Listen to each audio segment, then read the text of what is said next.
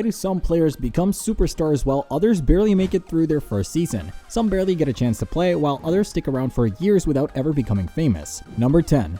Javaris Crittenton and Gilbert Arenas. So there's a story about two basketball players, Javaris Crittenton and Gilbert Arenas. Gilbert supposedly threatened Javaris in the locker room with a gun, which is really not okay in the basketball world. Because of this, Javaris' NBA career didn't go very far. He played for a very few teams but didn't do too well, and then the gun incident happened. Yeah, so after I told him I'm gonna shoot him in his face, and he said he's gonna shoot me in my knee. During his time in the NBA, Javaris didn't score many points or make many assists, and later he got into serious trouble with the law and ended up in prison for a long time. Someone named Ernie Grunfeld made a tough but smart choice to keep younger players like John Wall away from guns like Javaris and Gilbert, who were causing problems. It was the right thing to do to protect the team. Number 9. Kyle Singler. So there's this guy named Kyle Singler who played basketball for Duke University. He was a big deal there and even helped them win the NCAA championship in 2010. But when he joined the NBA, things didn't go as smoothly. Despite his success in college, Kyle wasn't seen as a top pick for the NBA. He was picked 33rd overall by the Pistons in 2011 but didn't really shine. He played for them for 3 seasons but didn't score a lot of points. Then, the Oklahoma City Thunder signed him to a 4-year deal, even though he wasn't playing very well. He didn't fit in with their style of play and ended up not even getting much game time, even in less important matches. Eventually, the Thunder let him go, but not before he became famous for something else, replacing another player, Brian Scalabrine, in internet memes. Number 8. Pete Chilcutt.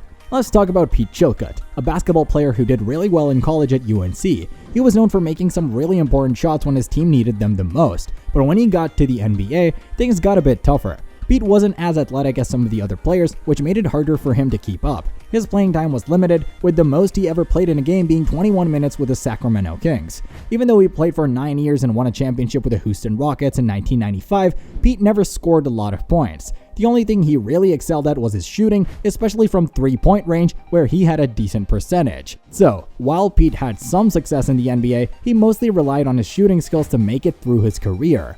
Number 7. Cherokee Parks. He was a big deal in college basketball and got drafted 12th by the Dallas Mavericks. Check out his famous moment. Cherokee Parks made rookie Tim Duncan look like Russell Westbrook with his moves. There was zero defense happening. Despite starting for the Mavericks, he only averaged 3 points per game. How does someone start and score so little? Maybe he needed more time? Nah, he needed a new job.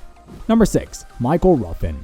So there's this guy named Michael Ruffin, and let's just say he's not exactly a basketball genius. Remember that time he made one of the dumbest moves in NBA history? He thought the game was over and threw the ball in the air, but they ended up going into overtime and winning anyway. In his first season, he played a lot, but only scored an average of 2.6 points per game. Maybe he'll improve? Nope, he never did. He never scored more than 2.6 points in any season after that. And get this, he has more fouls in his career than points. Yeah, pretty impressive, but not in a good way. Number 5. Oliver Miller. Oliver Miller, a towering 6'9" basketball player, was once a first-round pick for the Suns. They hoped he'd fill the shoes of the legendary Charles Barkley, but Oliver had loads of talent, but he also had loads of weight. We mean, he packed on so much, tipping the scales at a whopping 375 pounds during his NBA days. Being a pro athlete means staying fit, but Oliver just didn't seem to care. He was slow, not very athletic, and honestly a bit of a disaster to watch on the court. No NBA team wanted him after a while, so he ended up joining the Harlem Globetrotters. You'd think that'd be a good fit, right? Wrong. He was so bad they basically said, thanks, but no thanks. The Globetrotters even mentioned that he didn't understand what it takes, both mentally and physically, to be part of their team. Number 4. Adam Morrison. Adam Morrison, who was a big deal in college basketball, scored a whopping 28 points per game as a junior. Michael Jordan, yeah, the Michael Jordan, wanted him so bad that he drafted him 3rd overall for the Charlotte Bobcats. They thought he'd be their superstar, but here's where things took a nosedive. Adam's specialty was shooting threes, and he was practically unstoppable in college, but when he got to the NBA, his shooting skills vanished. Like, his field goal percentage was a measly 37%, and he was averaging just 4.5 points per game. The Bobcats, well, they were the laughingstock of the league, and Adam wasn't even good enough to start for them. They were so embarrassed by their terrible seasons with him that they changed their name to the Hornets. Yeah, it was that bad. Number 3. Hasheem Thabeet. He was drafted 3rd overall in 2009. People were hyped about him because he was a beast in college, like really dominant. Some folks even thought he could have been the number 1 pick in most years. So when the Memphis Grizzlies had the chance to pick up James Harden or Steph Curry, they went with him instead. Big mistake. They saw him as the next big shot blocker like Hakeem Olajuwon. They expected him to be an all-star right out of the gate. But spoiler alert, that didn't happen. His rookie year, he only managed to score 3 points per game, then things got even crazier. They sent him down to the G League, which was called the D League back then. Yeah, he was the highest draft pick ever to be demoted like that, and it didn't get better in his second season. He somehow got worse, only averaging 1.1 points per game. The Grizzlies finally woke up and smelled the coffee. This guy just wasn't cutting it. He was a huge dude, standing at 7'3", but he never scored more than 1 point per game for the rest of his career. Number 2. Sun Yu. So basically he was Kobe Bryant's backup, which sounds like a dream gig, right? We mean you've got one of the greatest players ever to learn from, but Sun Yu didn't seem to learn much at all. In his very first game with the Lakers, he was on the court for just 5 minutes, and guess what? He racked up 4 fouls and 2 turnovers. Throughout his career, he only averaged a measly 0.6 points per game with a dreadful 27% shooting accuracy, and he ended up with more fouls than points in his whole career. Yep, you heard that right, 6 points total. He is 6'9" and supposed to be a shooting guard. Yeah, you'd think he could at least snag a few rebounds. Nope, 0 rebounds in his entire career.